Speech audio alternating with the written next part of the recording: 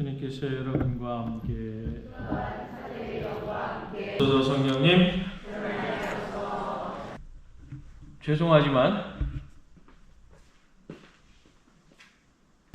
그래서 여러분들 이 공시적 방법과 통시적 방법을 통해 가지고 보았었을 때 여러 가지 형태로 달라져요. 세례자 요한의 이야기를 한 번쯤 들어보면 이 세례자 요한의 이야기가 예수님이 태어나실 때부터 시작해가지고 예수님께서 세례를 받고 예수님이 공생활을 하는 시기가 상당 부분 겹쳐 있거든요.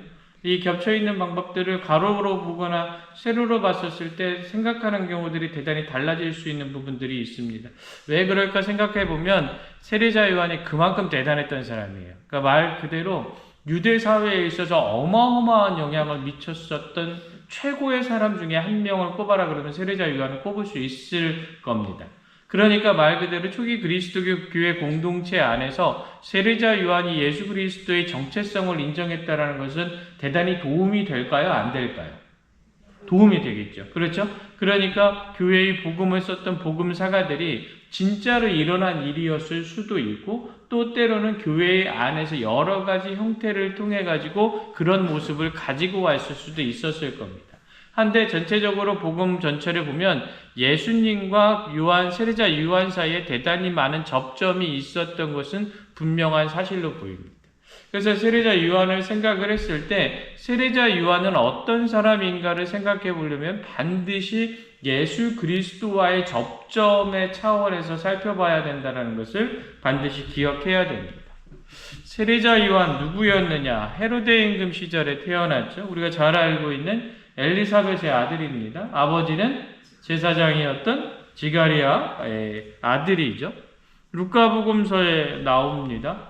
그래서 말 그대로 아버지의 이름을 따서 지가리아라고 지으려고 하였으나 아버지의 이름으로 지으면 안 된다라고 부인이 반대하죠. 그래서 요한이라고 지어야 된다라고 이야기를 하니까 당신 집안에는 그런 이름은 없어. 이게 뭔 걸 뜻하냐면 아버지가 중요해요. 이스라엘 집안에서는. 그만큼 가족의 어떤 이 족보가 중요한 거예요. 그래서 마태복음 처음에 족보로 시작하잖아요. 유대교에서 개종한 그리스도인들을 위한 거라 족보가 그만큼 중요했던 거예요. 우리도 족보 중요하잖아요. 그렇죠? 안 그래요? 내가 어디 송신 저보다 학렬 높은 사람이 별로 없어요. 제가 은근 학렬이 높아요. 송씨 만나면 날 따져봐야 되는데. 그래서 하여간 간에 이 족보를 따지는데 그렇게 얘기한 거예요. 이거는 뭐예요? 구약적 관점이에요. 그런데 지가리아라는 이름을 안 쓰고 요한이라는 이름을 썼다. 그건 무엇이다? 새로운 시대를 준비하고 있는 사람을 의미하는 것이다 라고 이야기를 하는 겁니다.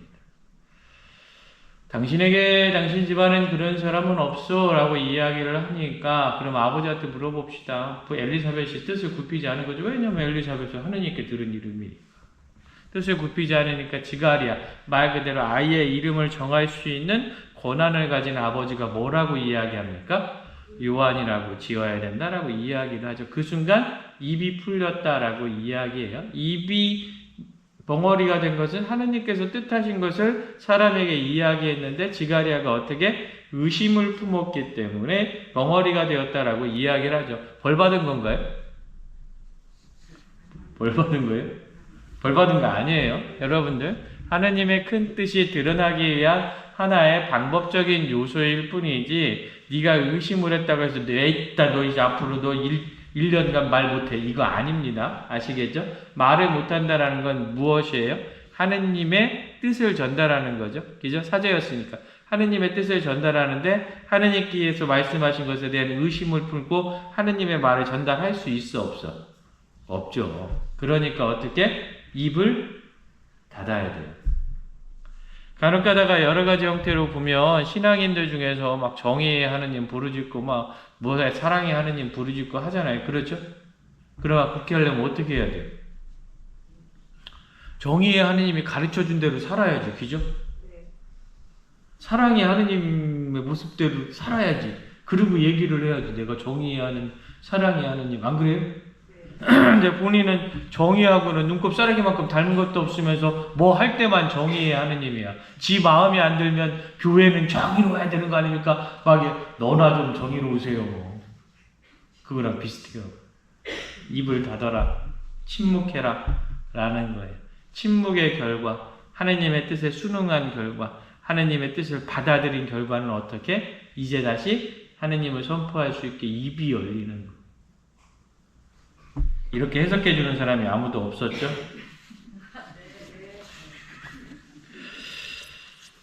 그렇게 태어난 요한은 어떻게 살았는가? 복음 안에서 살펴보면 낙타 털로 된 옷을 입고 메뚜기와 꿀을 먹으면서 은수자로 살았다라고 이야기합니다. 진짜 메뚜기와 꿀을 먹었을까요? 네? 이 메뚜기와 꿀이라고 하는데 그때 만약에 메뚜기와 꿀을 먹었으면 나는 가난하게 살 겁니다 하면서 롤렉스 시계 차고 다니는 거랑 비슷해요. 그때 당시에 있어서 메뚜기는 말 그대로 고단백에 대단히 좋은 음식 중에 하나였어요.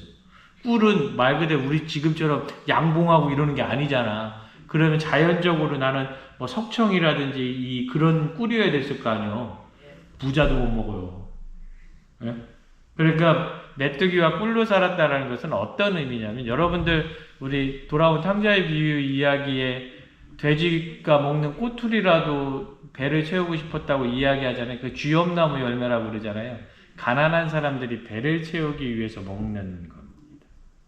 이걸 뜻하는 게 메뚜기의 표현이랑 비슷하고요. 대추야자, 즉 말 그대로 이렇게 대추야자라고 생긴 거 아시죠? 그거 이렇게 짜면은 물이 나오는데 꿀같이 좀 단맛이 있어요. 가난한 사람들이 먹는 거. 말 그대로 가난한 이들의 모습으로 내려가서 살고 있는 것을 뜻했던 거죠. 그러면서 무엇을 이야기했습니까? 죄의 용서를 위한 회개의 세례를 선포하였다라고 이야기합니다. 내가 지니고 있었던 그 죄를 용서받기 위해서 어떻게 내가 회개해야 되는데 그 회개는 무엇이냐? 세례를 통해서 이루어질 것이다 라고 다짐하는 것을 이야기하기 시작했던 겁니다. 당대에 있어서 하느님에 대해서 알려주고 있었던 바리사이파나 유다인들이라고 불리우던 사두가이파들의 모습하고는 완전히 다르게 가장 가난한 이의 모습으로 들어왔었던 한 은수자가 말 그대로 어떻게 보면은 제사장의 아들이었으니까 나름대로 금수저 집안 아니었겠습니까? 그 사람이 선택적으로 자신의 삶을 모든 걸 버리고 내려와서 말 그대로 사람들에게 죄의 회개를 선포하였다. 누구와 비슷합니까? 예수님께서 선포하신 것과 대단히 비슷하지요. 그래서 선구적으로 세례자 요한은 그것을 이야기를 했던 겁니다. 어떻게 회개하여라 하느님 나라가 가까이 왔다라고 이야기를 했던 거죠. 복음서 안에서 살펴보면 세례자 요한에게 예수님이 다가오십니다. 그러면 요한이 이야기합니다. 제가 당신께 세례를 받아야 되는데 당신께서 저에게 세례를 받으시다니요 라고 이야기를 합니다. 다양하게 좀 나중에 설명드리겠지만 대단히 겸손한 모습으로 낮추고 있는 부분이에요. 근데 이게 여러분들 쉬웠겠습니까? 말 그대로 당대에 있어서 가장 유명한 세례자 요한이었거든요. 그러면 세례자 요한을 따르는 사람이 많았을까요? 안 많았을까요? 많았겠죠. 많았을 텐데 그 수많은 사람들 앞에서 어떻게 맛도 모르는 청년이 한 명 다가오는데 그 사람에게 내가 고개를 숙이고 내 모습을 완전히 낮춘다. 쉬웠을까요? 쉽지 않았을 겁니다. 그럼에도 불구하고 세례자 요한은 자신의 정체성에 대해서 매우 명확하게 알고 있었던 것으로 보여지는 거죠. 계속적으로 세례자 요한은 그리스도의 뜻대로 세례를 베풀고 교회는 그때 어떻게 하느님의 현존을 목격하였다라고 이야기를 합니다. 예수님께서 떠나신 이후에도 세례자 요한은 지속적으로 세례의 행동을 펼쳤던 것으로 보입니다. 조금 이따 다시 한번 이야기를 하겠지만 예수님이 세례를 받고 난 다음에 예수님이 가셔서 예수님도 이제 세례를 주기 시작을 하시거든요. 그랬을 때 이 세례 운동이 말 그대로 세례자 요한이 독점적으로 하고 있다가 예수님에게서 이렇게 나누어지는 형태가 나타나는 거예요. 그래서 제자들이 와서 뭐라고 꼰질러요. 와서 이야기하잖아요. 당신이 세례 줬던 저 사람이 저기 가서 지금 세례 주고 있는데 우리 올 사람이 저리 다 가고 있어요. 라고 이야기합니다. 그때 그때 그 세리자 요한이 뭐라고 그럽니까? 그분은 점점 커지셔야 되고 저는 점점 작아져야 된다 라고 이야기합니다. 전체적으로 보았을 때 세리자 요한은 정말로 명확하게 자신이 어떤 사람인가, 자신은 예언자도 아니고 메시아도 아니고 오로지 그 메시아가 와서 행해야 될 것들을 미리 준비하는 사람이다 라는 것을 이야기하고자 했던 거죠. 결국에는 어떻게 됩니까? 도덕적으로 대단히 문제가 있었던 한 여인의 행실을 비판함으로 인해서 결국 감옥에 갇히게 되고 그 여인의 간계로 말미암아 어떻게 결국에 목숨을 잃게 되는 거죠. 끝까지 어떻게 보면은 모든 것 안에서 진정한 구약의 마지막 예언자로서의 모습, 신약을 새롭게 열고 있는 최초의 사람으로서의 모습을 명확하게 이야기를 합니다. 대단히 재미있고 흥미로웠던 사건은 마테오 복음사가 안에서 보면 감옥에 갇힌 요한이 제자를 예수님께 보냅니다. 당대에 있어서 예수님은 어마어마하게 이제 여러 가지 기적들을 행하시면서 이적들을 행하고 하느님 나라를 선포하고 계실 때였죠. 그때 보내서 뭐라고 묻습니까? 오실 분이 선생님이십니까? 아니면 제가 다른 분을 기다려야 되겠습니까? 라고 이야기하죠. 그때 예수님께서 쭉 설명하시면서 가서 본대로 정하여라 라면서 쭉 이야기하시죠.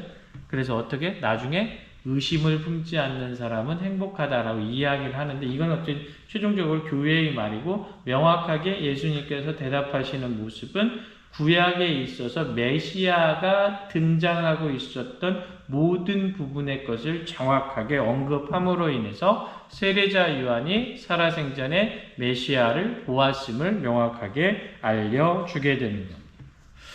예수님의 말씀을 빌어서 봤었을 때 요한은 정확하게 구약의 마지막 예언자, 신약의 첫 예언자로서 여자에게서 태어난 이들 가운데 요한보다 더 큰 인물은 나오지 않았다라고 이야기를 하십니다. 명확하게 요한의 위치, 요한의 큰 모습에 대해서 말씀을 하시는 건데 그렇게 이야기한 가장 큰 이유는 무엇입니까?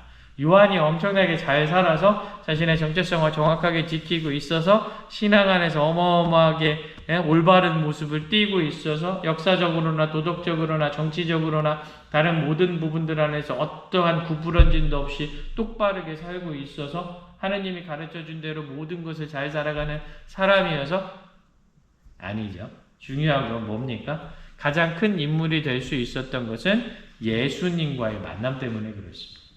예수님과 함께 했기 때문에 그렇습니다.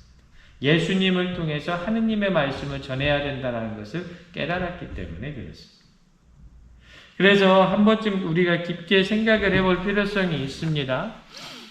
세례자 요한이 예수님께 행했었던 그 모든 것들을 통해서 예수님의 모습을 그대로 받았다라는 그 모습들, 그런 것들 하나하나가 세례자 요한을 정말로 큰 인물로 만들어주듯이 우리 안에서도 우리가 엄청나게 가지고 있는 능력이나 어떤 그런 것들을 통해서가 아니라 진정으로 예수님과 하나 돼서 예수님의 삶을 본받는 그 모습을 통해서 큰 인물이 될 수 있다라는 것, 신앙 안에서 대단히 중요하다라는 것 기억해야 됩니다. 그렇다면 세례자 요한을 다른 비평 방법으로 보았었을 때 역사적으로는 어떻게 되었었을까? 이 역사를 연구하는 사람들이 세례자 요한을 봤었던 여러 가지 것들이 있었었겠죠. 당대에 있어서 어찌되었던 세례자 요한의 영향력은 예수님보다 훨씬 앞섰었고 훨씬 더 뛰어났었다.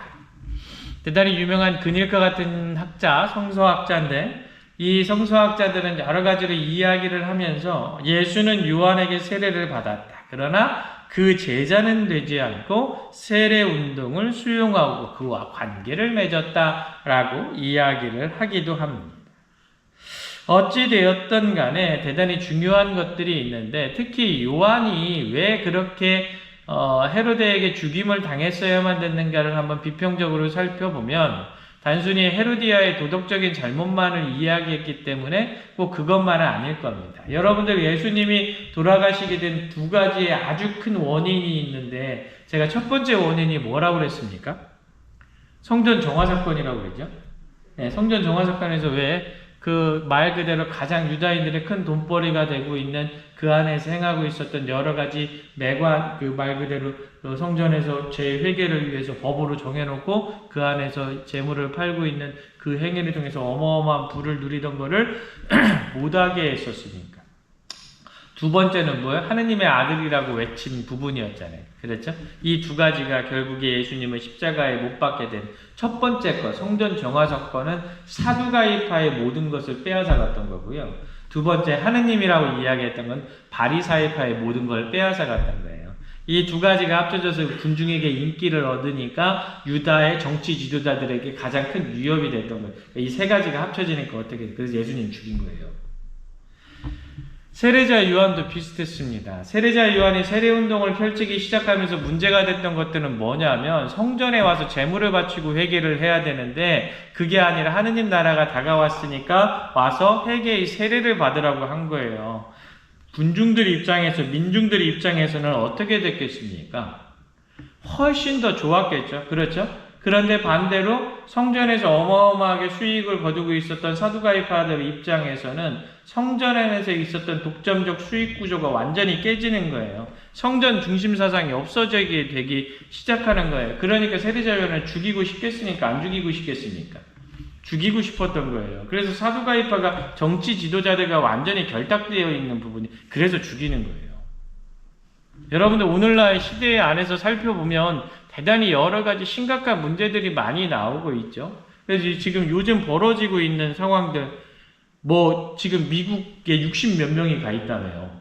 그렇죠? 그거 들으셨어요? 네, 또 얘기해 줘야지. 이거 얘기하고 가야 돼요. 여러분들 그 우리가 잘 알아야 되는데, 우리 미국이 막 엄청나게 막 중국 막 뭐 어디 멕시코 어디 뭐 일본 어디 막 관세를 엄청 매기잖아요. 그렇죠? 그럼 우리한테 관세를 안 매기면 좋겠죠? 그렇겠죠? 그렇잖아. 좋잖아. 저쪽 나라는 관세 매기지만 우리한테는 관세를 안 매기고 우리 수출도 많이 하고 좋잖아요. 그러면 그것만 딱 놓고 보면 관세를 낮게 잘 협상하고 한 사람은 영웅일까요? 영웅이 아닐까요? 영웅이 돼요. 이렇게만 보면. 그런데 예를 들어서 만약에 관세를 이만큼 낮춰줄 테니까 너희들이 여기 와가지고 이만큼 이거 해놔. 알래스카에서 가스를 개발하는데 64조 들거든? 64조 드는데 그거 우리 돈으로 할 때는 너무 불확실해서 손해볼 가능성이 있으니까 네가 해. 예, 그거 할게요. 너 저기 가서 우리 조선 사업에 우리 배를 못 만드는데 너 우리나라 와서 배 만들어. 네, 그렇게 할게. 우리나라는 어떻게 됩니까? 거지 되잖아요. 네? 그러면 이거는 해주고 요거 했다고 해서 요것만 드러내면 잘한 것처럼 보이잖아요. 그렇죠? 요게 사두가이파였어요. 매국노들. 예? 로마에다가 갖다 줄 건 다 갖다 주고서 자기 것만 하면서 얘기하고 있었던. 여러분들, 만약에 그거 잘 됐다고 나오면, 그래서 일본인이 어떻게 됐는데 대꾸도 안 하고 오잖아요. 가만히 가서 얘기만 듣다가 왔잖아요. 아무것도 안 하고. 예? 그래서 혹시라도 신문지상에 미국한테 이거 해가지고 잘 됐다라고 나오면 그 사람들은 다 그 앞에다 매국노라고 써야 돼요. 여러분들, 지금 하는 거 아니에요. 갑자기 또 3000% 빠졌어. 그래서 말 그대로 이 요한이, 그런 세례자 요한이 이런 부분들이 있으니까 결국에 잡혀서 죽게 되는 거예요. 그런데 중요한 게 하나 있어요. 세례자 요한은 뭐라고 이야기합니까? 나는 하느님의 아들이 아니다. 나는 메시아도 아니다. 나는 예언자도 아니다. 그저 오실 분에 대해서 미리 외치고 있는 사람이다. 그러니까 누구를 안 건드린 거예요? 바리사이파는 안 건드린 거예요. 네. 그게 예수님과의 차이점입니다.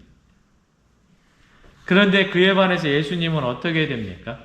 그 모든 것에 대해서 원점으로 돌리는 역할을 하시죠. 그래서 세례자 요한과 예수님은 비교할래야 비교할 수 없는 대상입니다. 행동이나 내용은 비슷한 부분이 있지만 정말로 세례자 요한은 예수 그리스도를 준비하기 위해 온 사람. 우리 역시도 그런 모습을 닮아야 되지 않겠는가?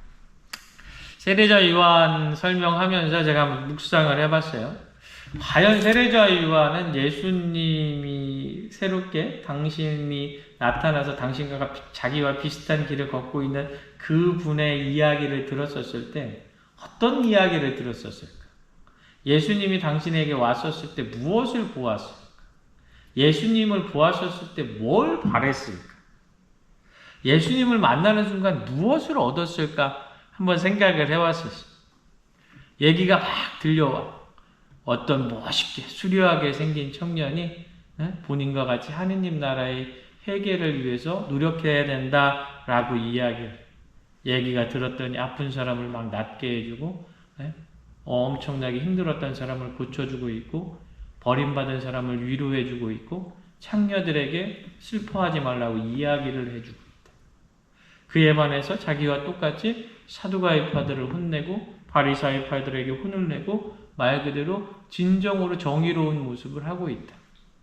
어떤 생각을 했었을까요? 저분이실까? 라는 생각이 들었을 거예요. 그래서 그분이 다가올 때 어떻게 알게 되는 거예요. 아, 그분이시구나. 아, 저분이 바로 메시아요 하느님이시구나. 내가 지금껏 행했었던 모든 것들이 헛되지 않았구나. 라는 것을 세례자 요한은 느끼는 겁니다. 예수 그리스도를 만나는 순간에 그래서 자신이 이제껏 살았던 삶에 대한 확증을 갖게 되는 거죠.